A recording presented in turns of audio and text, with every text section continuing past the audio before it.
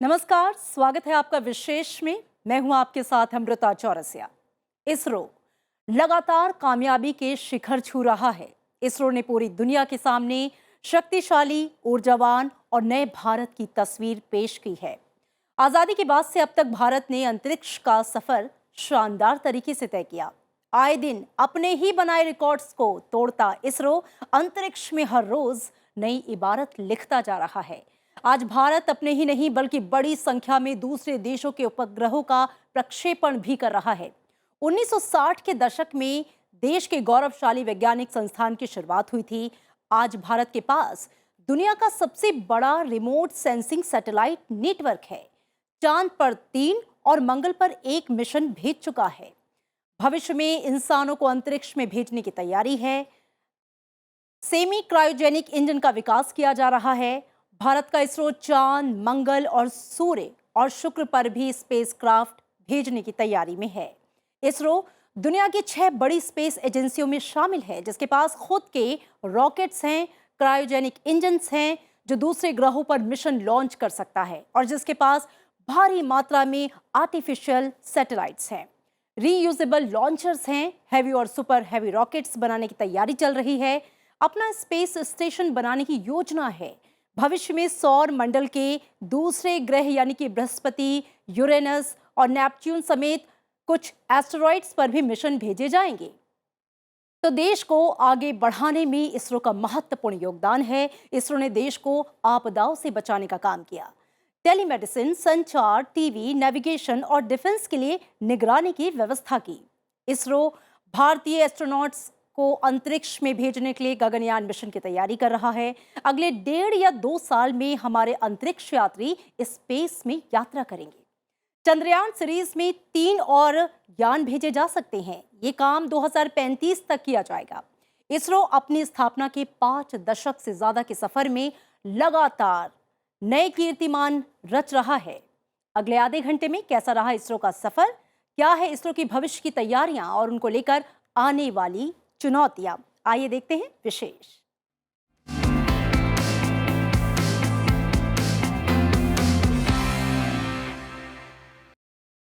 भारतीय अंतरिक्ष अनुसंधान संगठन ने अपनी स्थापना से ही देश को गर्व और गौरव के पल दिए। जब भी जैसा भी मौका आया, इसरो ने हमेशा अपनी चमक को बिखेरा है। ऐसे में इसरो की जितनी तारीफ की जाए वो कम है। इसरो ने जब भी इतिहास रचा, देश में जोश भरा। इसरो ने हमेशा धैर्य धारण कर कुछ नया हासिल किया। हमारी वैज्ञानिक बिरादरी को पूरी दुनिया सैल्यूट कर रही है। इसरो की कामयाबी में उसकी लगन और मेहनत का बड़ा हाथ है, तो उसके पीछे एक विश्वास भी है, हमारे देश के शीर्ष नेतृत्व का, हमारे देश के जन जन का।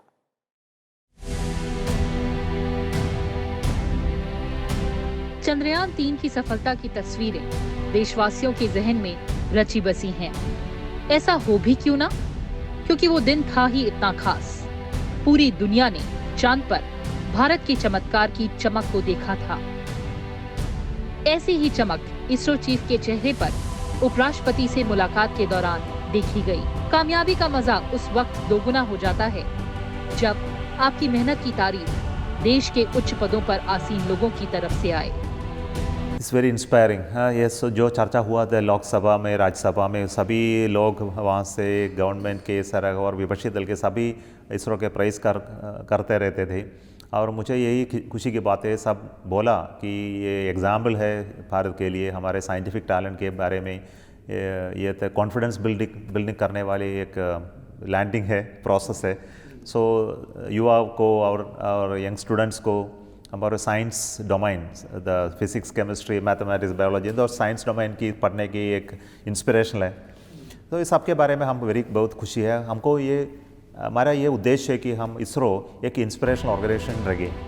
ये पहला मौका नहीं है जब टीम इसरो को तारीफ मिली है। चंद्रयान 3 की सफलता के वक्त प्रधानमंत्री देश में नहीं थे, लेकिन वो वर्चुअली इसरो की टीम के साथ जुड़े रहे। हर क्षण को उन्होंने बारीकी से देखा। हमने धरती पर संकल्प लिया और चांद पर उसे साकार किया। और हमारे वैज्ञानिक साथियों ने भी कहा, India is now on the moon. आज हम अंतरिक्ष में नए भारत की नई उड़ान के साक्षी बने हैं। नया इतिहास बनते ही हर भारतीय जश्न में डूब गया है। उसके बाद जब प्रधानमंत्री ग्रीस की यात्रा से वापस लौटे तो 26 अगस्त की सुबह सीधे बेंगलुरु पहुंच गए। प्रधानमंत्री ने इसरो के वैज्ञानिकों से मुलाकात की। प्रधानमंत्री इसरो के नेटवर्क कमांड सेंटर पहुंचे। प्रधानमंत्री नरेंद्र मोदी ने इसरो प्रमुख को गले लगाकर पीठ थपथपाई। मैं साउथ अफ्रीका में था, फिर ग्रीस का कार्यक्रम था तो वहां चला गया, लेकिन मेरा मन पूरी तरह आपके साथ ही लगा हुआ था। सैल्यूट आपकी लगन को, सैल्यूट आपकी जीवटता को, सैल्यूट आपके जज्बे को। आप देश को जिस ऊंचाई पर लेकर गए हैं, ये कोई साधारण सफलता नहीं है। इसरो प्रमुख ने प्रधानमंत्री को चंद्रयान 3 के प्रोसेस के बारे में बताया। देश के वैज्ञानिकों की कामयाबी के बाद प्रधानमंत्री ने जय जवान, जय किसान, जय विज्ञान और जय अनुसंधान का नारा दिया। हमारा लक्ष्य आसमान से भी ऊंचा है, ये तो बस शुरुआत है। राज्यसभा में 20 सितंबर को सभापति जगदीप धनखड़ ने भारत की गौरवशाली अंतरिक्ष यात्रा पर चर्चा की शुरुआत में कुछ ऐसा ही कहा। उन्होंने कहा कि चंद्रयान 3 की सफलता से इसरो ने अंतरिक्ष इनोवेशन के इतिहास में अपना नाम दर्ज करा लिया। अंतरिक्ष के क्षेत्र की उपलब्धियों ने भारत को वैश्विक केंद्र बिंदु में पहुंचा दिया है।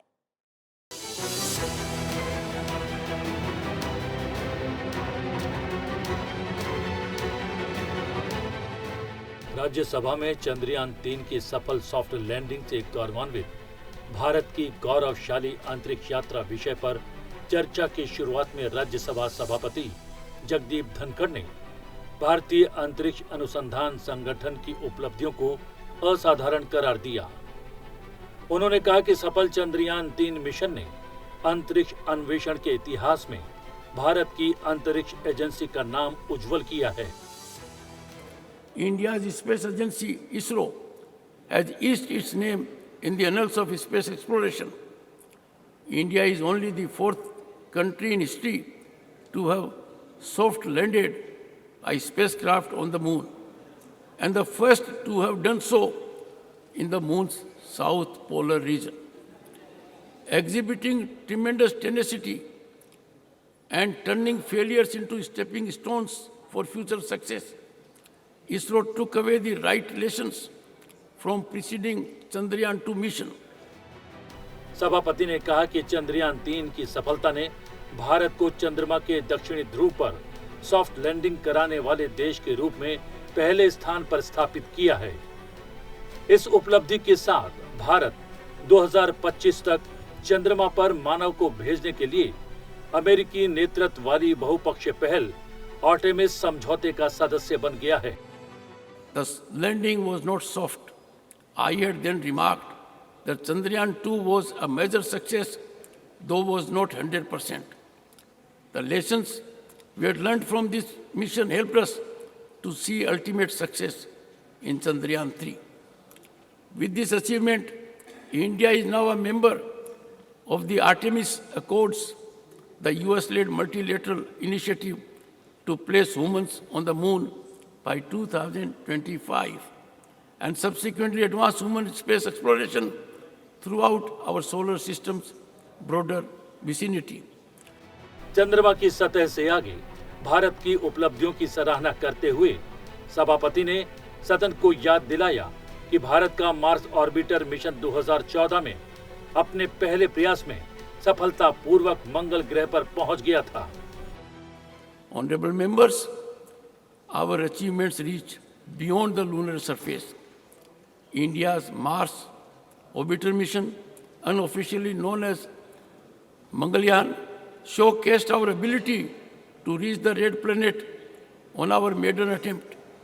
The Mangalyaan spacecraft successfully entered Mars orbit on September 23, 2014, making ISRO only the first Asian and the fourth country in the world to do so, and it achieved this feat with unparalleled cost effectiveness. सभापति ने हाल ही में launch किए गए Aditya L1 mission और Venus का अध्ययन करने के लिए आगामी शुक्रयान 1 मिशन का भी जिक्र किया। Just as we were celebrating the achievements of Chandrayaan 3 mission, ISRO unveiled yet another ambitious endeavor, the Aditya L1 mission. Launched just last week, this mission seeks to gain a deeper understanding of the Sun from a unique vantage point approximately 1.5 million kilometers away from the Earth that allows for continuous and uninterrupted study of the Sun. With this mission, India is poised to join an exclusive group of countries dedicated to the study of our nearest star, the Sun. Following its successful missions to explore the Sun and the Moon, ISRO has an array of exciting future endeavors. I am delighted to know that it is now setting its sights on the second most scorching planet in our solar system, Venus. Sukriyaan 1, ISRO's upcoming spacecraft, will likely be launched by end of December 2024. Our scientists and engineers have meticulously crafted Sukriyaan 1 to withstand the extreme conditions of Venus and to operate under the most challenging circumstances. सभापति ने कहा कि अंतरिक्ष अन्वेषण के क्षेत्र में निजी उद्यमों का प्रवेश भारत अंतरिक्ष महत्वाकांक्षाओं के लिए बहुत महत्वपूर्ण होगा। The Indian space policy of 2023 welcomes private enterprises into the realm of space exploration. It acknowledges that the private sector possesses the innovative spark, the entrepreneurial spirit, and the financial acumen to propel India's space ambitions to greater heights. The implications, honorable members, of this decision are profound. India's journey in space exploration is indeed a matter of national pride. As we look forward to many more chapters of discovery, innovation, and global collaboration in the thrilling saga of space exploration, let us celebrate Bharat's unstoppable journey to greatness. सभापति ने कहा कि अंतरिक्ष अन्वेषण के क्षेत्र में निजी उद्यमों का प्रवेश भारत की अंतरिक्ष महत्वाकांक्षाओं के लिए बहुत महत्वपूर्ण होगा। सभापति ने ये भी कहा कि अंतरिक्ष क्षेत्र में भारत की उपलब्धियों ने देश को वैश्विक केंद्र बिंदु पर पहुंचा दिया है। उपराष्ट्रपति ने भारत की अंतरिक्ष अन्वेषण यात्रा को राष्ट्रीय गौरव का विषय बताते हुए इसकी सराहना की। उन्होंने जोर देकर कहा कि चंद्रयान मिशन से लेकर चंद्रमा तक, मार्स ऑर्बिटर मिशन और आदित्य L1 के सौर अन्वेषण से भारत ने दिखाया है कि हमारा लक्ष्य आसमान से भी ऊंचा है। ये तो बस शुरुआत है।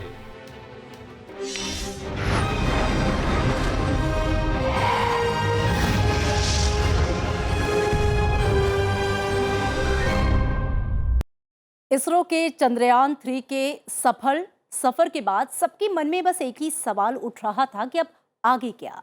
तो आज हम आपको बताएंगे आगे की राह। खुद सुनिए इसरो प्रमुख एस सोमनाथ की जुबानी। चंद्रयान 3 मिशन की सफलता के बाद भारतीय अंतरिक्ष अनुसंधान संगठन ने ऐसे तारों के रहस्य सामने लाने की योजना बनाई है जिन पर पर्यावरण होने की बात कही जाती है। कुछ नया खोजने के लिए, मानवता के भले के लिए इसरो तैयार है। चंद्रयान 3 की कामयाबी अब एक मिसाल है, लेकिन एक सफलता के पीछे कई बार असफलताएं छिपी होती हैं। हालांकि अगर असफलताओं से हार कर बैठ गए, थक गए, तो सफलता हमेशा दूर ही रहेगी। और अगर हार की हताशा को छोड़ दिया जाए तो सफलता की चमक मिलनी तय मानिए। ऐसा ही इसरो ने किया। सॉफ्ट लैंडिंग में चंद्रयान 2 की असफलता के बाद चंद्रयान 3 की चांद पर सॉफ्ट लैंडिंग अब एक मिसाल है। ये इसलिए महत्वपूर्ण है कि हमने एक बार तो ट्राई किया है, हमने ऑलमोस्ट लैंडेड 2019 पे, और ये दो लास्ट मिनट प्रॉब्लम हुआ, उसको रेक्टिफाई करने के लिए कई साल लगे, 4 साल लगे। 2019 में ये हुआ था, 2023 में ये लैंडिंग होता है। 4 साल में हमने जो काम किया है तो इस प्रॉब्लम को आइडेंटिफाई करने के लिए, उसको करेक्ट करने के लिए, उसके डिज़ाइन में कई चेंजेस बनाने के लिए, सबके लिए हमने कई समय लगे। तो ये महत्वपूर्ण बात है कि हमको ये फेलर से हमको जो सीखा है, हमने अच्छी तरह किया है, द करेक्शंस किया है, हमको ये लैंडिंग तो परफेक्ट था।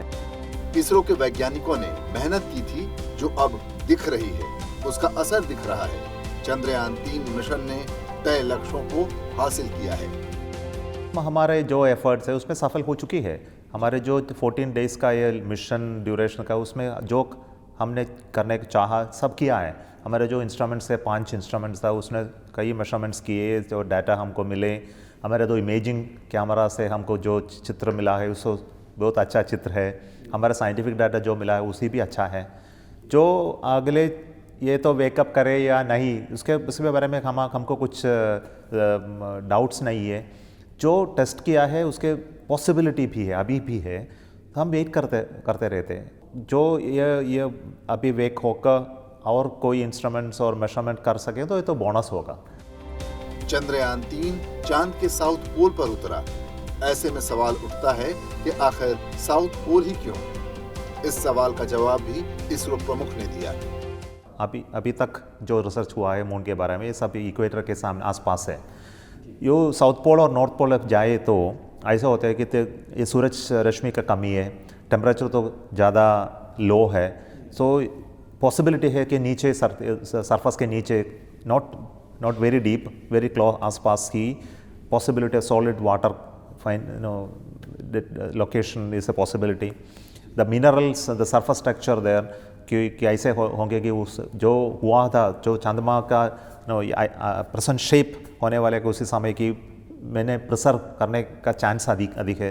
तो ट्रांजिशन और चेंजेस हो जो चुका है ये तो इक्वेटर में अधिक होगा। दो पोल में कुछ नहीं होगा। The primary nature could have been maintained. So scientific objectives और ज़्यादा अधिक है पोल रीजन में, इसलिए। चंद्रयान 3 की अब तक की सफलता अपने आप में मिसाल है। सारी दुनिया इसरो की ताकत को मान रही है। एक सफलता अगली के लिए सीढ़ी होती है। इसरो प्रमुख ने इसरो के भविष्य की योजनाओं को भी साझा किया। हमारा जो आइडियाज है चंद्रयान 3 के अलावा चंद्रयान 4 ह्यूमन स्पेस फ्लाइट के बारे में तो भी चर्चा हो रही है। हमारा एक भारतीय एस्ट्रोनॉट को हम लोग को भेजना है। इसके बाद हमको जो एक्सप्लोरेशन करना है वीनस का, मार्स का और बियॉन्ड सोलर सिस्टम, सबके बारे में हम चर्चा करते रहते हैं। हमारे एक रोड मैप है, हमारे ऑनरेबल प्राइम मिनिस्टर को प्रसन्न करेगा, उसके बाद वह अनाउंस करेगा। तो मेरा काम नहीं है। सौरमंडल के बाहर 5000 से अधिक ग्रह हैं, जिनमें से कम 100 पर पर्यावरण होने की बात मानी जाती है। 1960 के दशक में भारतीय अंतरिक्ष कार्यक्रम की शुरुआत के बाद से ही इसरो ने कई खास उपलब्धियां हासिल की हैं। एक तरह से इसरो अंतरिक्ष मिशन में लंबी और अमिट गाथा लिखने की तैयारी में है। जब हवाओं का रुख आपके खिलाफ हो जाए, कड़ी मशक्कत के बाद भी जीत हाथ से फिसल जाए, ऐसे मौके पर अगर आपको किसी अपने का साथ मिल जाए तो आप फिर से खड़े हो जाते हैं, जीत जाते हैं। ऐसी ही कहानी चंद्रयान 2 की है। मिशन को आंशिक सफलता मिली। तत्कालीन इसरो प्रमुख मायूस थे। मायूसी को मजबूती में बदलने का काम किया प्रधानमंत्री नरेंद्र मोदी ने। उसका असर अब चंद्रमा पर देखा जा रहा है। चंद्रयान 3 अब चांद पर है। इन दो तस्वीरों को देखिए। ये तस्वीरें मायूसी से मजबूती तक की हैं। समझिए, सफलता से कुछ दूर रह जाने और मन मुताबिक नतीजे आने के मायने क्या होते हैं।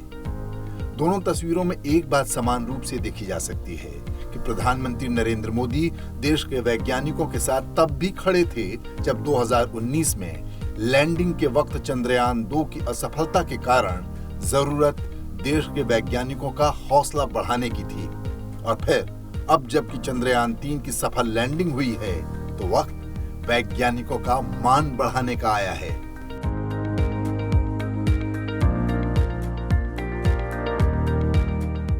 चंद्रयान 2 मिशन का चंद्रमा पर लैंडिंग से पहले विक्रम लैंडर से संपर्क टूट गया।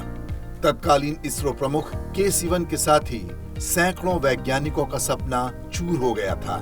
तब के इसरो प्रमुख की आंखों में भावनाओं का सैलाब आ गया। वक्त मुश्किल था, साथ मिला देश के प्रधानमंत्री का। आंखों में मायूसी के आंसू थे। प्रधानमंत्री मोदी ने गले लगाया। वक्त मुश्किल था। ऐसे में प्रधानमंत्री नरेंद्र मोदी ने वैज्ञानिकों को मजबूती का मंत्र दिया। ये शायद प्रधानमंत्री के शब्दों का ही असर है कि 4 साल बाद तस्वीर पूरी तरह से बदल गई है। वैज्ञानिकों की जी तोड़ मेहनत से चंद्रयान 3 ने चंद्रमा पर चमत्कार कर दिया। जीवन में ऐसे कई मौके आते हैं जब जी तोड़ मेहनत करने के बाद भी मनचाहे नतीजे नहीं मिलते। इसको कभी असफलता कहा जाता है। कई बार ऐसी स्थिति को अंत मान लिया जाता है, लेकिन विज्ञान के मामले में सब कुछ बदल जाता है। विज्ञान में नाकामी जैसी कोई चीज नहीं होती, बल्कि हर कदम एक नया प्रयोग होता है, एक नई उम्मीद, एक नई शुरुआत होती है। अब नतीजा पूरी तरह से दुनिया के सामने है। नए भारत की नई उड़ान, चंद्रयान 3 की सॉफ्ट लैंडिंग। नए भारत की नई उड़ान, चंद्रयान 3 की सफल सॉफ्ट लैंडिंग।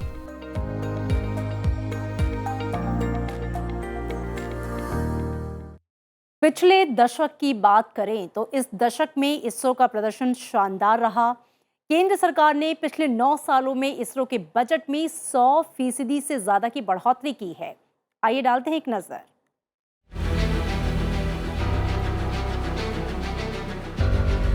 भारत का अंतरिक्ष क्षेत्र तेजी से दुनिया में एक प्रमुख स्थान हासिल करता जा रहा है। वर्तमान सरकार ने अंतरिक्ष बजट में 100% से अधिक की बढ़ोतरी की। 2013-14 के लिए 5,615 करोड़ रुपए बजट हुआ करता था, जो कि 2023-24 में बढ़ाकर 12,543 करोड़ रुपए किया गया। साथ ही साल 2014 से पहले का 1.2 वार्षिक लॉन्च रेट अब बढ़कर 2014 के बाद से 5.7 हो चुका है। 2014 से पहले भारतीय अंतरिक्ष अनुसंधान संगठन की छात्र सैटेलाइट प्रक्षेपण की सीमा 4 हुआ करती थी। ये संख्या बढ़कर अब 11 हो चुकी है। पिछले 9 साल में अंतरिक्ष के लिए कुल 424 विदेशी उपग्रहों को लॉन्च किया गया। इस लॉन्चिंग में 389 उपग्रह सफलतापूर्वक अपनी कक्षा में स्थापित हो गए। ये संख्या साल 2014 से पहले महज 35 थी। हाल ही में इसरो ने सतीश धवन अंतरिक्ष केंद्र श्रीहरिकोटा से PSLV C-37 पर रिकॉर्ड 104 उपग्रह लॉन्च किए, जिनमें से 101 अंतर्राष्ट्रीय ग्राहकों के उपग्रह हैं। ये वैश्विक अंतरिक्ष उद्योग में भारत की बढ़ती मौजूदगी को दर्शाता है। पिछले 9 साल में कुल 389 विदेशी उपग्रह लॉन्च किए गए। इन लॉन्चिंग के चलते साल 2014 से अब तक कुल 3,300 करोड़ से अधिक की कमाई भी हुई है। इस बढ़ोतरी को भारत की उभरती अंतरिक्ष शक्ति और वैश्विक साझेदारी का एक प्रमाण माना जा रहा है। पिछले 9 वर्षों में भारत सरकार ने अंतरिक्ष जगत से युवाओं को भी बड़े पैमाने पर जोड़ने और उनकी सहभागिता सुनिश्चित करने में सफलता पाई है। भारत कम से कम 140 पंजीकृत अंतरिक्ष तकनीकी स्टार्टअप का घर है। 2016 में विशेष स्टार्टअप योजना शुरू की गई, तो उसके बाद से स्टार्टअप्स में एक बड़ी छलांग देखने को मिल रही है। इसरो सफलता के नित नए कीर्तिमान गढ़ रहा है। इसरो आज आन बान और शान है देश की। इसरो आसमान का सीना चीर तिरंगा को फतह कर रहा है। नमस्कार।